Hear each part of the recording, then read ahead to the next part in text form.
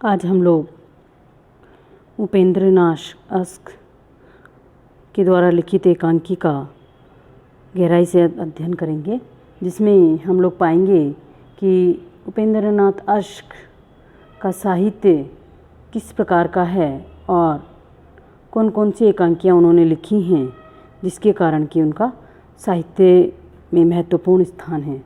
उपेंद्रनाथ अश्क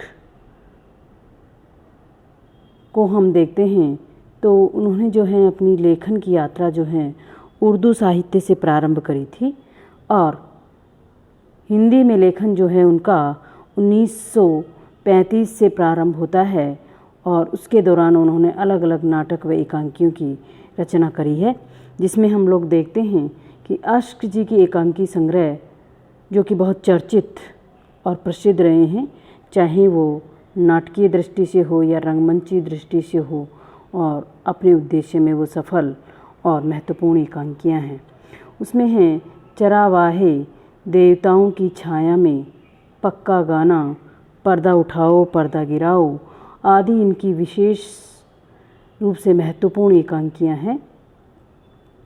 इन एकांकियों में हम देखते हैं कि पाश्चात्य शिल्प शैली का जो है इनकी एकांकियों पर गहरा प्रभाव है, जिसमें आपके वर्तमान समय की विडंबनाएं, वास्तविक समय का यथार्थ और उस यथार्थ के साथ आदर्शवादी मूल्यों को जो है रखना, ये एक महत्वपूर्ण दौर था, जिसमें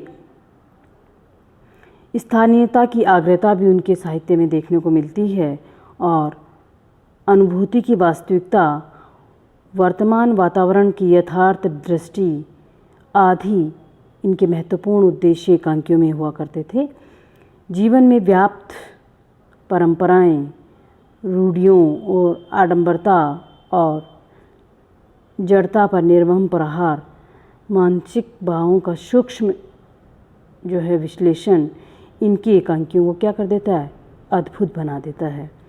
एकांकी लेखन में अश्क की जो रंगमंची दृष्टि है वह बहुत ही प्रभावी रही है, जिसके कारण कि इनका शिल्प जो भी परिमार्जित रूप में आपको देखने को मिलेगा। इन्होंने अपनी एकांकियों में व्यंग व हास्य का अच्छा प्रयोग किया है, जिसके कारण कि वो एकांकी यथार्थ से जुड़ करके और उसको जीवंतमय बना देती हैं। इनका जो चरावाहे एकांकी संग्रह है वह एक नवीन प्रयोग है, जिसका शीर्षक सांकेतिक है, परंतु सूक्ष्म अभिव्यक्ति में ये क्या रहा है, सफल रहा है। इसी तरह से देवताओं की छाया में एकांकी भी इनके जीवन के संघर्षों से भरी हुई व द्वंद्वों को मूर्त रूप प्रदान करती है। इस एकांकी में उन्होंने शोषित वर्ग की पीड़ाओं को और कलुषित वर्ग भेद, घुटन, वर्ग वैमनस्य की पीड़ा को जो है गहराई से उकेरा है। अब हमारे कोर्स में जो आपके नया पुराना इनका एकांकी है, उसमें इन्होंने ये बताने की कोशिश करी है कि जैसा कि आपको इसके शीर्षक से ही पता चल रहा है, नए पुराने का द्वंद्व, अर्थात नया पुराना एकांकी जो है पुराने और नए के द्वंद्व को जो है हमारे सामने रखती है। इसमें कुछ मित्र एक यथार्थवादी नाटक खेलना चाहते हैं। नाटक की खोज में वे एक आदर्शवादी पात्र देवचंद की इसमें कल्पना करते हैं। उपेंद्रनाथ अश्क जो कुछ महत्वपूर्ण आदर्शों को लेकर के हमारे सामने जीता है, वह एक सामान्य शिक्षक हैं, ईमानदार और निष्ठावान।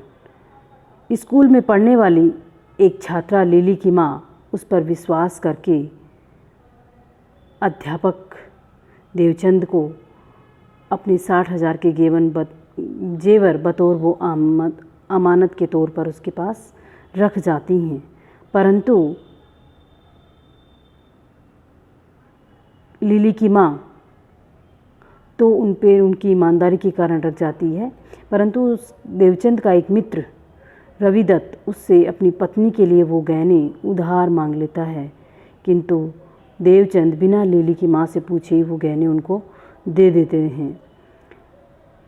लिली की माँ को देवचंद पर विश्वास है, परंतु देवचंद की पत्नी उन दोनों के संबंधों को लेकर के क्या करती हैं, शक करती हैं कि क्यों इस व्यक्ति ने इतने महंगे गहने इनके उधार रख दिए और क्यों वो औरत लेली की माँ इन पर इतना गहरा विश्वास करके जो है इतने मूल्यवान गहनों को यहाँ पर रख कर चली गई हैं। इस संदर्भ में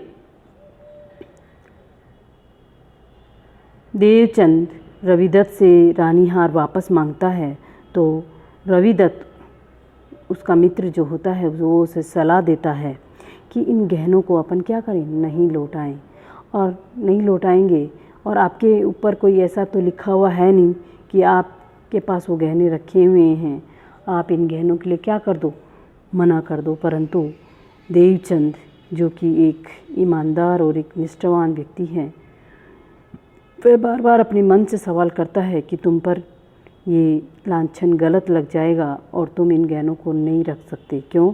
क्योंकि वो गहने उसके अपने नहीं हैं। बार बार उसकी आत्मा, उसका मन उसको कचोटता है।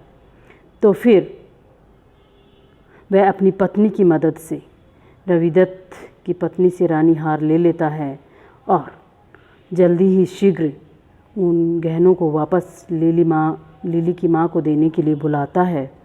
तब वह यह भी उनके सामने बहाना रखता है कि आप इन गहनों को ले लीजिए, पता नहीं मेरा मन कब बेईमान हो जाए और मैं गहने आपके ना लौटा पाऊँ। अपनी असमर्थता वो इसमें जायज़ करते हैं देवचंद। तो यहाँ पर उसकी ईमानदारी और उसकी निष्ठा आधुनिक समय में, इस आधुनिक समय के दौर में उनके आड़े आती हैं। क्यों? क्योंकि आज ऐसी ईमानदारी और ऐसी निष्ठा कहाँ पर है।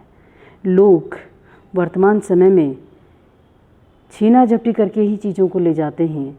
तो वर्तमान के इस दौर में उन मूल्यों की बात लेखक करता है, उस नैतिकता की बात लेखक करता है कि क्या वह गहने रख लेने से उसका जीवन ज़िंदगी भर उस अपने जीवन को चला पाएगा, या उसके गहने वो वापस कर देने से, निष्ठा के साथ उनको छोड़ देने पर अपना जीवन वास्तविक चला पाएगा।